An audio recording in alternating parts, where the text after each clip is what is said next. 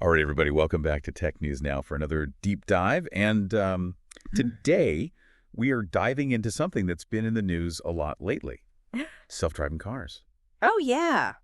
I mean, it seems like everyone's talking about them. Are we Right. there yet? Right. Are we finally going to ditch the steering wheel, let the robots take over? Well, it's funny you should mention robots because I think that's part of the problem is that we see these headlines, we see these projections, and I think a lot of folks think that fully autonomous vehicles, where you can just kick back, read a book, take a nap, Right. that's right around the corner. And unfortunately, the reality is a little bit more complicated. Really? I mean, what about Tesla, Elon Musk? Right. I mean, he's saying they'll have full self-driving, beating human drivers by the middle of next year, 2024.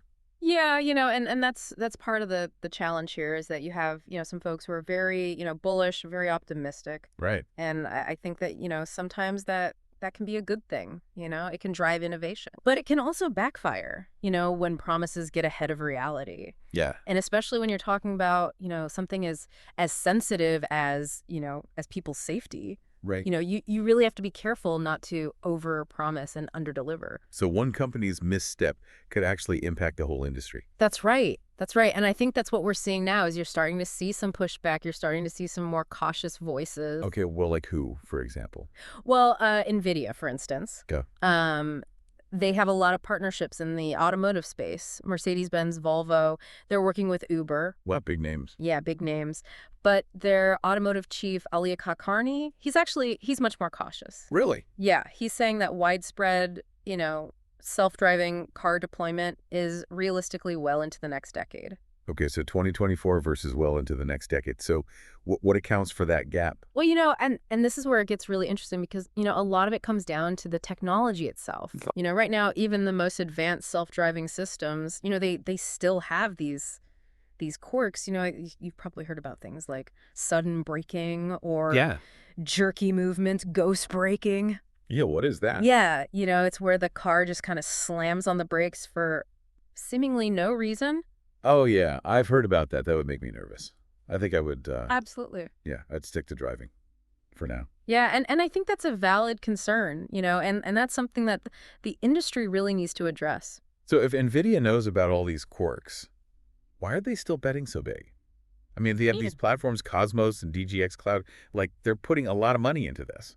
Yeah, no, they are. And that's what I think is so interesting about their approach is that they're not just focusing on the cars themselves. Right. They're focusing on the underlying technology, the computing platforms, the artificial intelligence, these platforms like Cosmos and DJX Cloud.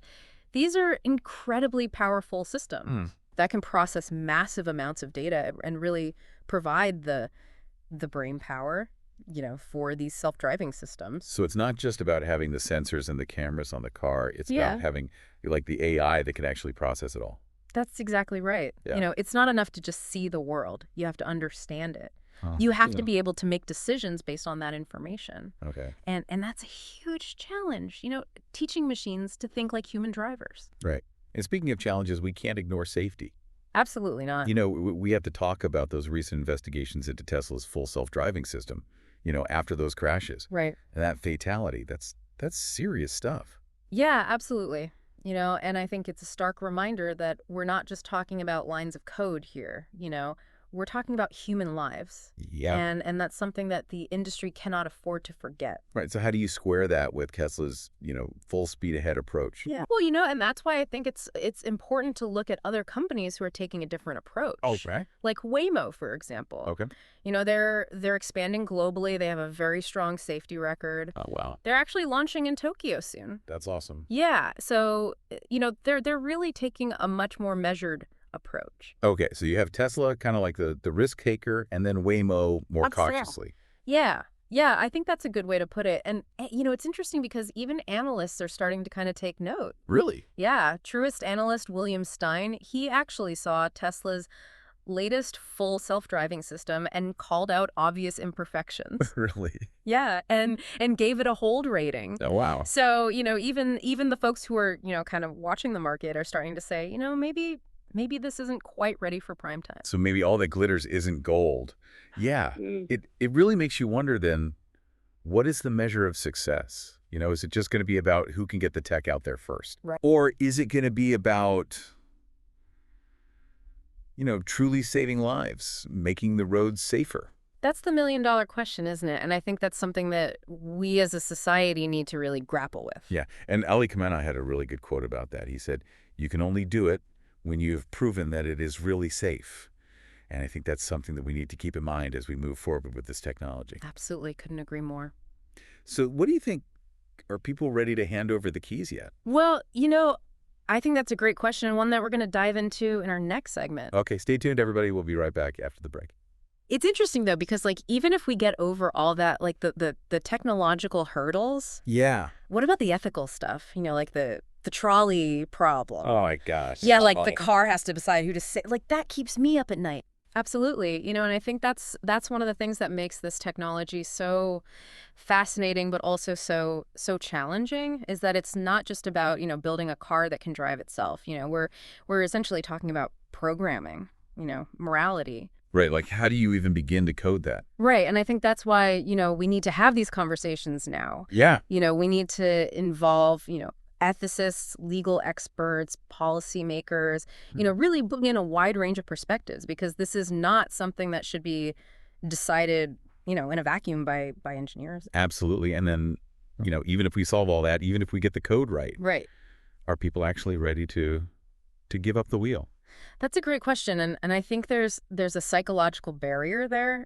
For a lot of people, driving is more than just a way to get from point A to point B. Right. It's about, control. It's about freedom. It's about, independence. And so the idea of relinquishing that control to a machine is a big step for a lot of people. Yeah, for sure. I mean, I love the idea of, being able to just sit back and relax. Right. And, read a book or take a nap. Sure. While my car drives me. But there's also that part of me that's like, what if something goes wrong? Exactly. Yeah. What if, the system malfunctions or there's some kind of unforeseen situation? Yeah. And I think, that's perfectly valid. I don't think anyone is suggesting that, everyone should just jump into a self-driving car tomorrow and completely trust it. Right. I think it's going to be a gradual process. Okay. As these driver assist features become more sophisticated, as they become more reliable, right. People will start to get more comfortable with the idea of the car doing some of the work. Okay, so like baby steps. Exactly. It's like training wheels. Oh, I like that, yeah. You start with training wheels and then eventually you take them off and you're riding on your own. Okay. And I think it's going to be a similar process with self-driving cars. And transparency is going to be a big part of that, right? Absolutely.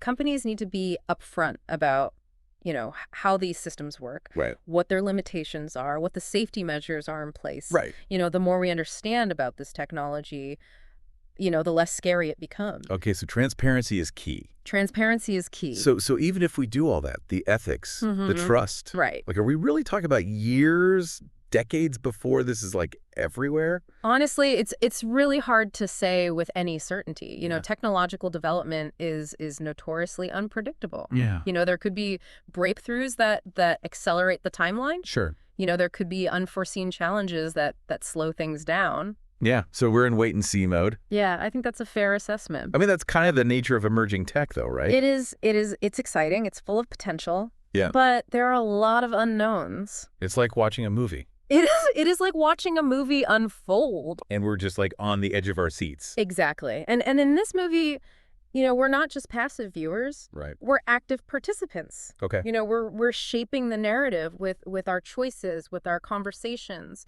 with our demands for safety and responsibility. That's a really good point. So where do we go from here? What are the key things that we should be watching for? Well, I think, one of the most important things is the regulatory landscape. Okay. Governments around the world are grappling with how to create laws and regulations that promote innovation but also ensure safety. Sure. And the decisions that they make are going to have a huge impact on how quickly this technology is adopted. So it's not just about the tech. It's about the rules of the road. Exactly. The rules of the road, both literally and figuratively. What else should we be paying attention to? I would say, keep an eye on the partnerships and collaborations that are forming. Okay. Between tech companies, automakers, research institutions, this kind of cross-industry collaboration is going to be crucial to solving these complex challenges. And obviously we can't forget about the ethical debates. Absolutely not. Hmm. Those are going to continue, and they should continue, Yeah.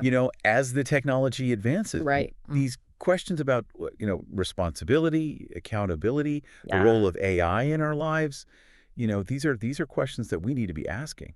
Yeah, this has been a really fascinating deep dive. I feel like I've learned a lot. Me too. Me too. And it's clear that this is more than just, cool new technology. Right. This is a fundamental shift Hmm. in how we think about transportation, Absolutely. how we think about technology, and even our relationship with machines. I couldn't agree more. Yeah. This is a story that is still being written, Yeah. and it's going to be a fascinating journey to watch unfold. For sure. Well, I want to thank everyone for joining us for this deep dive. Yes. And before we go, I want to touch on one more thing that Kani said that really resonated with me. And it's about the responsibility of the entire industry to get this right. Yes. He said that one company making a mistake could set back the whole industry. And that really stuck with me. Yeah, no, I think that's such an important point, and it's something that I think a lot of people don't really appreciate. Right. It's not just about competition, it's about collaboration, it's about shared responsibility. And I think, we're kind of at this tipping point with self-driving cars where, public perception is so fragile. Wow. If one self-driving car, you know, has a highly publicized accident, Right. it could really set back the whole industry. Yeah, like the whole industry is kind of holding its breath right now. Exactly. And that's why I think Kani's emphasis on caution is so important. Yeah.